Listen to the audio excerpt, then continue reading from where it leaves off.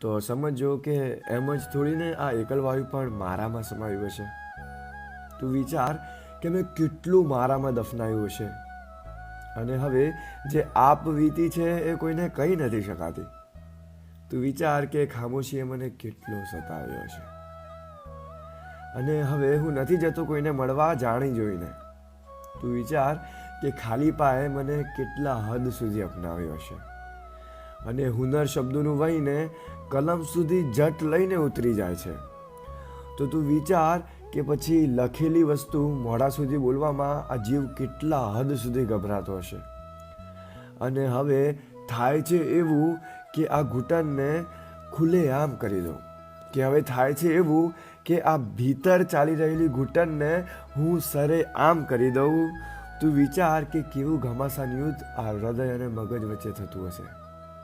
કેવું ઘમાસાન યુદ્ધ આ મગજ અને હૃદય વચ્ચે થતું હશે.